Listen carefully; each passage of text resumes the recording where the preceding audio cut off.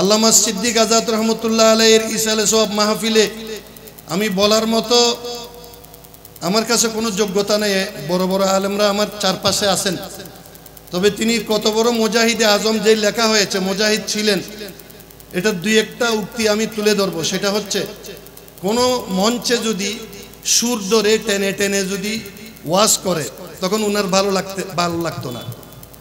বাজালিয়া এক মাহফিলে একজন আলেম ওয়াজ করতেছিলেন, তোমরা বিয়া গুণ ওয়াজ করিবা, মসজিদে যাইবা, মা বাবার খেদমত করিবা, এইভাবে টেনে টেনে যখন ওয়াজ করতেছে, মরহুম আজাদ রহমতুল্লাহ আলাই তিনি উনাকে একটু আগে স্টেজে নেওয়া হয়েছে, উনি পাশে ছিলেন।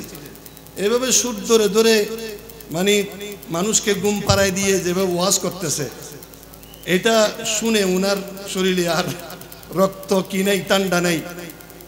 উনি উঠে খুতবাটা সংক্ষেপ করে, আর দিন সোয়াগ গরির ন জানি, আর দিন সোয়াগ গরির ন জানি, ওদের ফুতুন্যরে মায় হদ তোর বাপরে দায় আঙ্গই গাঁড়ার দুয়ারত সাত দোয়ানত বহরিয়ে ভাত খাইতে আসতে হোক, ফুয়াই যাইয়ে রে এটা কি হবু, দেড় দেড় হবো দবা তোমারে আম মায় ভাত খাইতে ডাহে হতাই হবু দিন নিয়ে হদ মানুষে বেগুনে হর অ। কিন্তু এখন ফুয়াই বেয়াই সাত দোয়ানের সামনে যাই নিয়ত বাঁধি, ও বাজি তোমারে আর মায় ভাত খাই বেলায় ডাহে দে, মানে এইভাবে হতান হন আসিল কিরকম তোয়ার মায় ভাত খাই বেলা ডাহে, ইয়া সাত দোয়ানের সামনে এই নিয়ত বাঁধি এন বাবু সুদরিয়ে রে শুরু করি দে, ওদের হাত তুম আয় এদিন সোয়াগ করি না জানি ফরদি উজুররা আবার আত্মাত বলে দিয়ে ওদিন তোমারও হইত না, সমাজের রীতি হইত। গারাঙ্গিয়ার স্টেজ, আমি তখন ছাত্র, রাতের গভীরে আল্লামা নেসারুল হক সাহেব প্রখ্যাত মুহাদ্দিস, বিভিন্ন বড় বড় আলিয়া মাদ্রাসায়, কামিল মাদ্রাসায় হাদিসের দরজ দিতেন।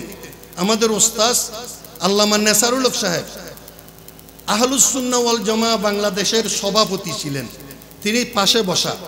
আজাদ রহমতুল্লাহ আলাই এমনভাবে ওয়াজ করলেন, মানুষের রন্দে রন্দে ইমানি চেতনা এবং শিরিকের বিরুদ্ধে, বেদাতের বিরুদ্ধে আওয়াজ তুলল।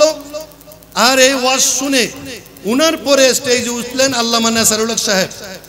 তিনি খুতবা তুতবা বাদ দিয়ে মরহুম আজাদ রহমতুল্লাহ আলাইহির শানে একটা কবিতা পড়লেন সাথে সাথে, মসনদে দীনে নবী पर वायजा कुछ कम नहीं, मुस्नदे दीने नबी पर वायजा कुछ कम नहीं, लेके वायस हजरत आजाद कुछ भी और है। মানে ইসলামী স্টেজে অনেক ওয়াইস আছে, কিন্তু হযরতে আজাদ সেটা সবার উপরে এবং অন্যরকম ওয়াইস। জোরে বলেন সুবহানাল্লাহি ওয়া বিহামদিহি। এই জন্য আমরা আল্লাহর কোরআনে বলেন, ইয়া আইয়ুহান নাসু উবুদু রাব্বাকুমুল্লাযী খালাকাকুম, হে লোক সকল আল্লাহর ইবাদত করো যিনি তোমাদেরকে সৃষ্টি করেছেন। আল্লাযী জাআলা লাকুমুল আরদা ফিরাশাম ওয়াস সামাআ বিনাআ, যিনি জমিনকে দস্তরখানা বানাইলেন, বিছানা বানাইলেন, আসমানকে ছাউনি বানাইলেন, সেই আসমান থেকে বৃষ্টি বর্ষণ করে জমিনকে সজীব করে মানুষের রিজিকের ব্যবস্থা করলেন। কেমনে তোমরা সেই রবের বিরোধিতা করো, শিরিক গুনাতে লিপ্ত হও? এই রকম আয়াত দিয়ে ওয়াজ করতেন মরহুম আল্লামা সিদ্দিক আজাদ রহমাতুল্লাহ আলাইহি। ইমানি চেতনায় উদ্বুদ্ধ হওয়ার জন্য ইসালে সওয়াব মাহফিল।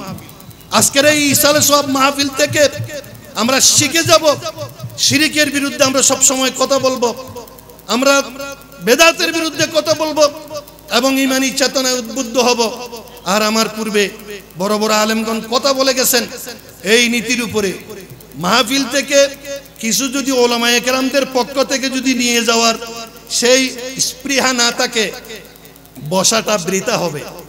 আজাদ রহমতুল্লাহ আলাই, যেটা ইসমাইল কুতুবী প্রখ্যাত ইসলামিক চিন্তাবিদ, আমি দেখেছি ছাত্র জীবনে মরহুম আজাদ সাহেব রহমতুল্লাহ আলাইহির পাশে পাশে গেছেন, ইসমাইল কুতুবী অনেক মাহফিলে ওয়াজ করেছেন দেখেছি। আজকের এই মাহফিল থেকে আমরা এই শিক্ষাটা আমাদের জীবনে বাস্তবায়ন করব।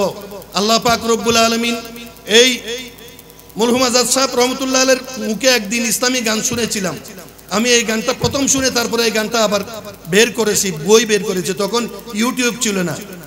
সিদ্দিকে আকবর ইবনে কুহাফা রাসূলের বিকল ছায়া ছবি। টোন কিন্তু এটা নয়, কিন্তু উনি যে টোনে গাইতেন এটা সাইফুল্লাহ মনসুরের টোন থেকে, মতিউর রহমান মল্লিকের টোন থেকে আরো সুন্দর।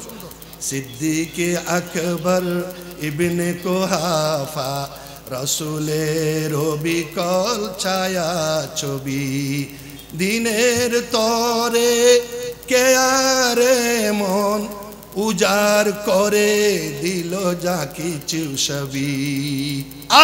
মতিউর রহমান মল্লিক, কেমনে তুমি আবু বকরের শানে এই কথা বলে গেলা। আমি এইভাবে শুনেছি মরহুম আজাদ রহমতুল্লাহ আলাইহির মুখের থেকে ছাত্র জীবনে।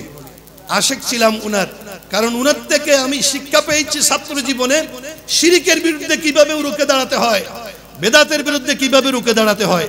সম্মানিত শ্রোতা মণ্ডলী, আজকের ইসালে সওয়াব মাহফিলে আমরা আজাদ রহমতুল্লাহ আলাইহির ইসালে সওয়াব মাহফিলে এই আজাদকে যদি স্মরণ করি তাহলে আমরা শিরিকের ব্যাপারে সচেতন থাকব, বেদাতের ব্যাপারে সচেতন থাকব, ইমানি চেতনায় উদ্বুদ্ধ হব, ময়দানে দিন বাস্তবায়নের জন্য স্পৃহা নিয়ে আমাদের বাকি হায়াতটুকু অতিক্রান্ত করতে হবে। আল্লাহ তৌফিক দান করুক। ওয়া মা তৌফিক ইল্লা বিল্লাহ। ওয়াসসালামু আলাইকুম ওয়া রাহমাতুল্লাহি ওয়া বারাকাতুহু।